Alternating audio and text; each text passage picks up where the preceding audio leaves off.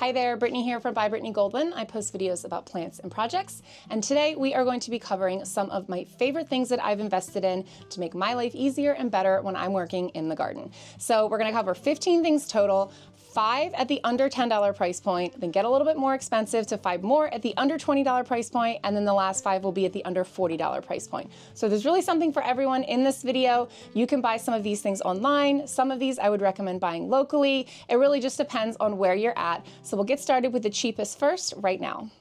So the first thing I want to cover is a pair of good gardening gloves. I know this seems really no-brainer, but I have purchased a lot of gardening gloves over my time. This is an example of a pair of gardening gloves that will probably bite the dust soon. I really like these gloves. They're really easy to get on, get off, and wash, and I still have a lot of dexterity in my fingers, but I have gone through a lot of pairs of gloves like these. The pair of gloves that I've had the longest that I would definitely recommend are these yellow work gloves. I will link them below. These have a little bit less dexterity when you have them on because they're thicker, and that's probably why they have lasted me so long. These are leather, so if you're anti-leather, I'm sorry to say they are leather, but they do work very well. I have also put these through the washer and then let them air dry when they get super duper dirty. Overall, I feel like they only let me do a little bit less than I would be able to do in garden gloves that are thinner, but the good trade-off is that they have lasted a long time. And if I can be a buy it once and never again person, that's what I really try to do.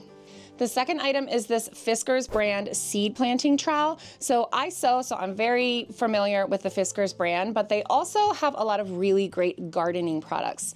I got my husband a Fiskars axe for Christmas for wood chopping, and it was very highly reviewed. But this little thing I have used a ton around the garden, and I love how it also has measurements on the back. I'm not sure if you can make those out, but when you're planting seeds or bulbs, you can use the measurements on the back of this seed planting trowel to help you with your seed planting depth instead of carting out something else. The fourth thing on the under $10 list are arm protectors. So these are great in the summer when you might be wearing like a tank top and sunscreen to protect your skin, but I also like pulling these on to protect the majority of my arm and my hands. So I will pull them on and then put gloves over top of them, and that's in addition to sunscreen. So these help with protecting my skin from the sun, but they also help to protect my skin from bug bites if there are little biters in any of the plants I'm working in, also from rashes if I'm like reaching into something, and my arms can be pretty sensitive. Even when I'm like reaching into my pole beans, I can get like a little bit redness on my arms. So those help with that, and they're very easy to just pull on and off when you need them and to throw through the washer. Now the third item is a plant label marker. Now if you've ever used just a run-of-the-mill black marker on plant labels, you know that they fade with sun, rain, even if they're not supposed to, even if they're a permanent marker. These markers are specifically designed for writing on plant labels, and they are xylene-free. Xylene is a chemical compound that will contribute to fading over time, so the fact that these are xylene-free means that your plant labels should last for a longer amount of time than they would if you used a regular marker. Now, I have not tried these for longer than one single growing season, so I'm not sure how long they would last in terms of years. I redo a lot of my labels every spring, but they certainly do well throughout the spring, summer, and early fall here in Maryland Zone 7A, where we have a variety of different types of weather. And the fifth thing, you might not even have to buy 5-gallon buckets. We have these everywhere. We always have a stack of them sitting somewhere in the backyard because we use them for so much. There's actually one sitting behind me right now. It's gathering water during the winter when it rains because we have our hose and rain barrels winterized. So I use these for so much. We fill these up to go to the dump to get compost, the super cheap compost from our local dump. We use these to move things around the yard. So if I don't want to use a wheelbarrow, or we're using it for something else at the time, I can use this to fill it up with compost or whatever I'm wanting to move to a specific part of the yard. We use it to fill the rain bladder that we have on the far ends of the yard. It's best, since it's 250 gallons, we use one of these to fill 2 buckets up at a time and then walk it across the yard. It's also good for planting. We have drilled holes in the bottom of these. Use them for a first rinse on produce that you're picking from the yard or on planting things. And then you can use those holes in the bottom. They will serve as drainage holes if you want to plant in them, because it is a pretty big area for root growth. I'm trying to think of other other things I use these for. Sometimes I just carry them around the yard as like a tool carrier if I'm carrying a bunch of different things with me, or if I'm weeding and I'm throwing all the weeds into one of these to go dump in the compost. There are so many different uses for these. You could probably just like get on Facebook Marketplace and search 5-gallon buckets and find them for super cheap if you need more than just a couple. Otherwise, you can just go to your big box home and garden store and get them from there. I will say most of our white ones here, we hired out the drywalling work for our basement when we partially finished it. And he asked us at the end of it, do you guys want any of these buckets? So he left us with a bunch of these buckets, which we use all the time in the backyard. The next item I would recommend on the under 20 list is a bulb auger drill attachment. So this is one of the smaller bulb augers, and I gave you guys a peek of this in my video on planting hyacinth bulbs, but I will say I was a little hesitant to get this, wondering, will I actually use this enough to make this purchase worth it, or is this something that like I'm better off just digging by hand? I will say I have used this a lot more than I thought I would. I used this when I did a mass planting of ground cover in the back of our yard. I planted a bunch of little plugs, and I just used this to shoot down a bunch of holes, pop it in, throw some soil on top, and it definitely made the process a lot faster than if I had been digging by hand. It's also really good if you are amending a really thick soil. So if you're planting something, you can use this just to kind of mix up the soil where you're planting, and then mix in a little bit of compost or something else to improve the soil before planting. This is a very handy tool to have for things other than just planting bulbs. And of course, it's great for planting bulbs too.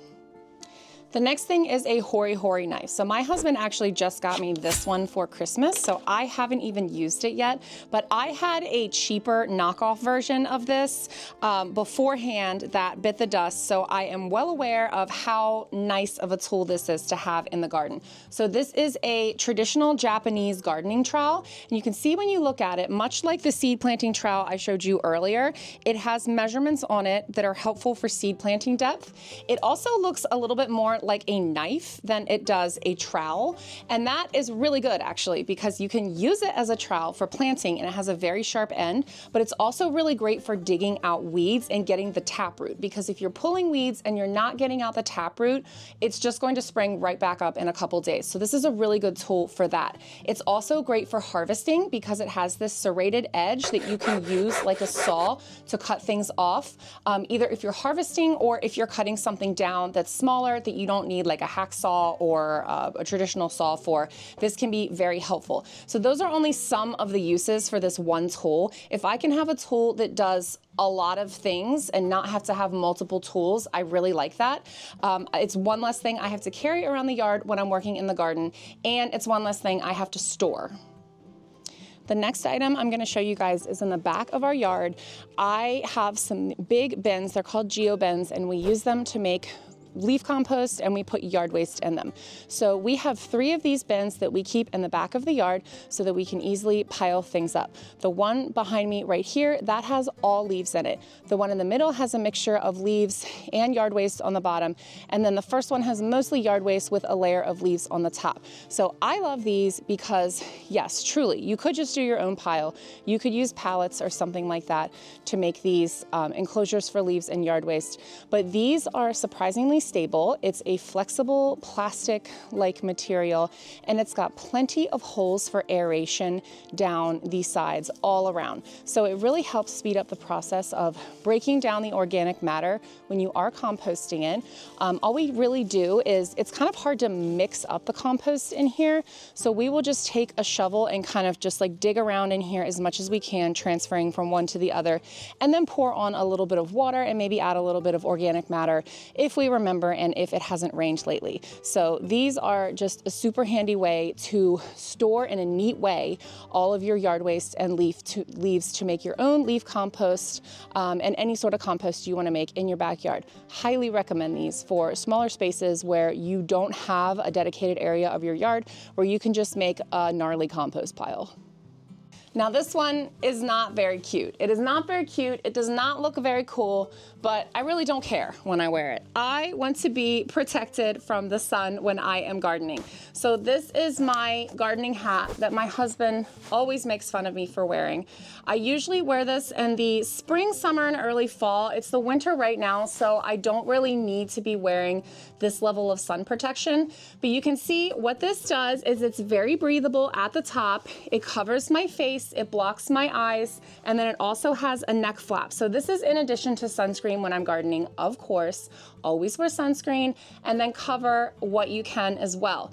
So I find this to be the most breathable sun hat option. You can tighten it around here so that when you are moving around, bending over, whatever, you are not going to lose your hat. It's not going to blow away. It also has a little ponytail holder area here because if you're anything like me, like having hair sweated down on your neck makes me want to die. So I will take my hair, put it in a low ponytail, and then put it out of this. So then that's everything up off my neck. It keeps me as cool as possible when it's like 100 degrees outside, and it shields my skin and my neck and my face and all of that from the sun.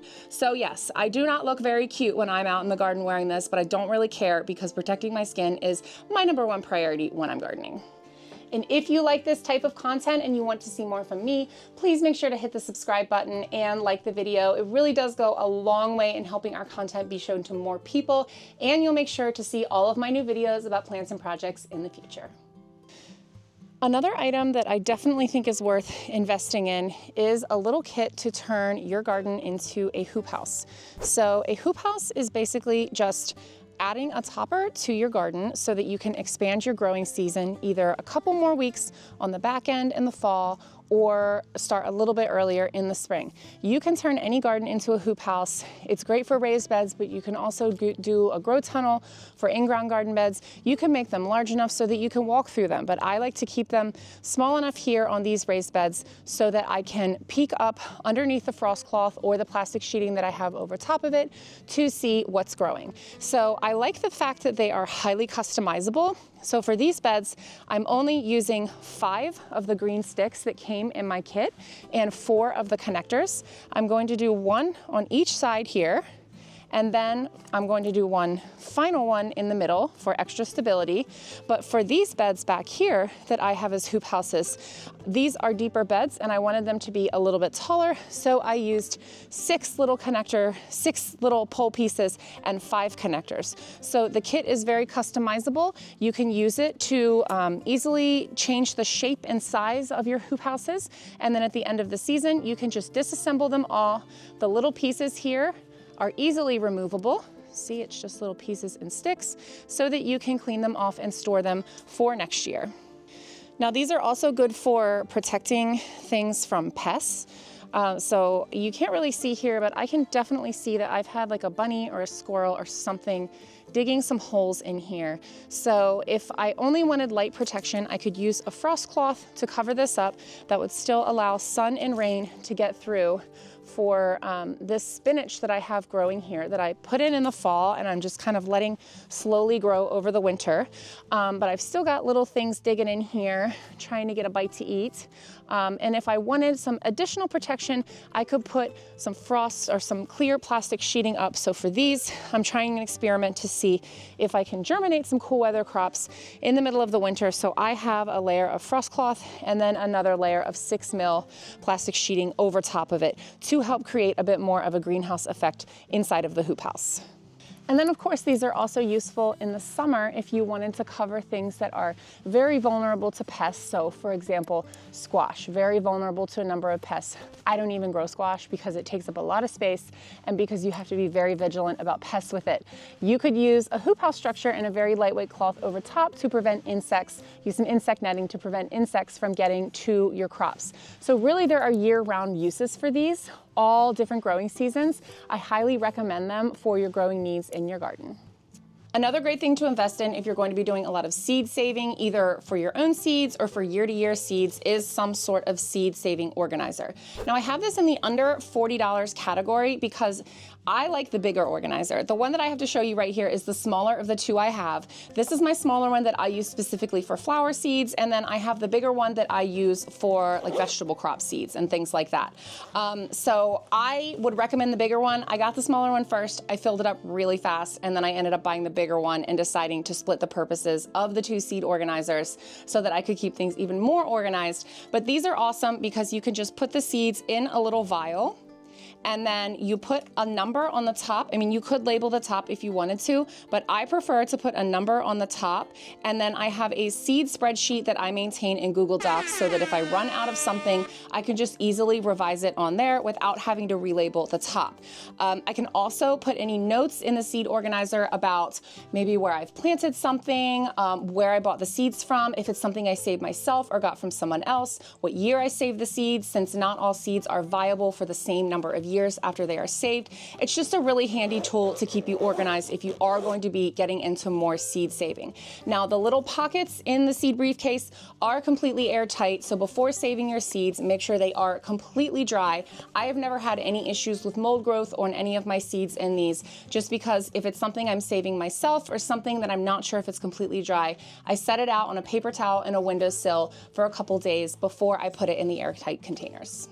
Now, I have used a lot of trellising situations in the past. I have used A-frame trellises, traditional wire, tomato cage trellises. I have used wire and wooden A-frame trellises. I've used obelisk trellises. We have a giant arch trellis made out of a cattle panel that we love. And I would say one of the most versatile ways to trellis your plants is by using a wire fence panel. So this is very similar to a cattle fence panel, but the cattle fence panel is going to be 16 feet long. So that's better for if you want a super long trellis that you're mounting, or if you want to use it to make an arch like we have. These are roughly 4 feet by 8 feet. So these are perfect if you want to mount them like this onto 2 fence posts or something like that, 2 metal fence posts. You can mount them up to that and then have plants grow up them. And the best part is you can reuse them from season to season for different applications. So this one we actually had hanging on our back fence, growing a honeysuckle vine on it, but I cut down that honeysuckle vine this year and moved it elsewhere in the yard. So I am going to take this and use it for a tomato trellis last year.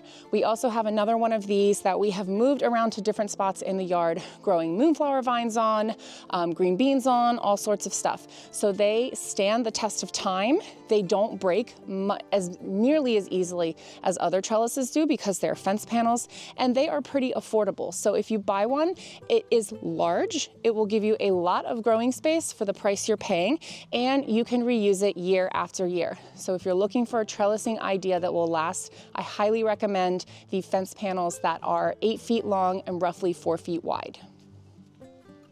And on the topic of protecting your skin, I always wear sunscreen and long sleeve UV shirts when I'm gardening.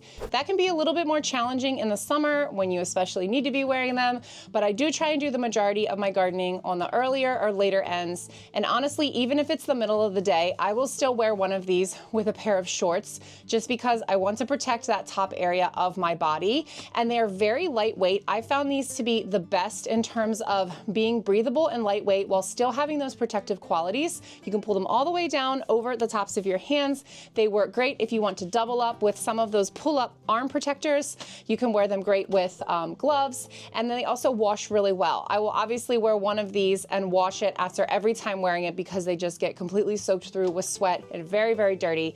And I even throw them through the dryer, and they have held up very, very well to frequent washing and drying. So I do recommend checking these out if you're looking for some sort of good sun protection shirt for while you're gardening. I will be honest, this one is not something that I thought would be as useful as it truly is. We got these little chicken wire plant covers to protect some of the plants in the back of our yard. Now, we don't have a ton of pest problems in our yard, but we do have 2 groundhogs that live back here. We call them Tammy and Tommy. And for as long as this house has been around and that shed has been around, there have been groundhogs living under the shed. If you know anything about groundhogs, you know that if groundhogs live somewhere, you can remove them and new groundhogs will move back in unless unless you fill the area with cement or something extreme like that. So we decided to just kind of embrace them. As long as they're not bothering all of my crops at the front of the yard and my special plants, I am happy to plant some trap crops back here for them and to just kind of let them live under the shed and forage in the field behind our house. However, when I'm getting things started, especially back here, they will eat them down to the quick in a day. I will be so happy about the progress that a plant has made, and then I will come out the next morning and they will be completely demolished because Tammy and Tommy had at it. So I had tried to use chicken wire before. It wasn't working as well as I'd wanted it to, because when you use the chicken wire, there are still top openings. However, when you use these, it encloses the plant on all sides and the top, and you use little landscape pins underneath, and it just looks like little waste baskets all around your yard. So next year, when this milkweed here sprouts, I will put one of these on top of it until it gets tall enough to hit the top of the waste basket container chicken wire cover, so that I can hopefully get this plant tall enough to the point of where it can continue growing without Tammy and Tommy completely eating it to the ground. There are a couple things that I had to move from back here, because even once I let them grow to the top of these and took it off, they will come in and completely eat them all up. Those were our black-eyed Susans. So I then moved some sedum back here, which they don't really seem to touch. They don't touch the sage or the lavender or the rosemary. So I have a lot of that back here as well. But for things that I want to really protect,